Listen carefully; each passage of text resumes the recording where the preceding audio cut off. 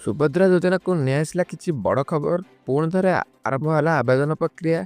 जो मैंने प्रथम थर आवेदन कर एक सुवर्ण सूचक।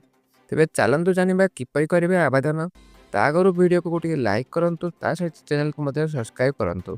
सुभद्रा योजना द्वितीय पर्यायर आवेदन लगी नवेम्बर शनिवार ठार पोर्टाल खोली। यही पोर्टाल मध्यम 20 वर्ष पूरी 21 चलुवा युवती मैंने सुभद्रा सहायता आवेदन करेंगे।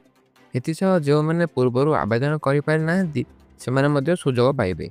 निर्वाचन आचरण विधि लागू होइतिबारु नुआपड़ा जिला को छाड़ी अन्य समस्त अंचल महिला मैंने आवेदन करेंगे।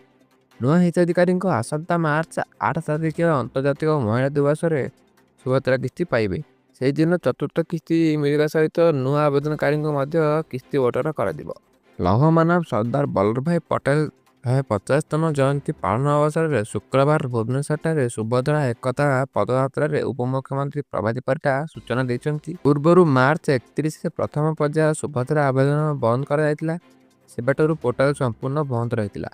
फल मार्च 31 पर जो मैंने 21 वर्ष हो जाती आउ एक आवेदन कर पारि नथिले। सेहीपरि जो मैंने कौन कारण जो आवेदन कर पारि नाहांती सेमाने आवेदन करेंगे। से सुभद्रा पोर्टाल को पुणी थे खोल जाएगी।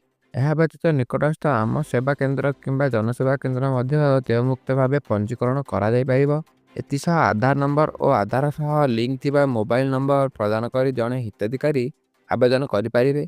सुभद्रा नियमावली अनुसार योग्य विवेचित समस्त आवेदनकारी आर्थिक वर्ष 2025-26 दुईटी किस्ती प्रदान कर उपमुख्यमंत्री प्रभाती परिटा कहते।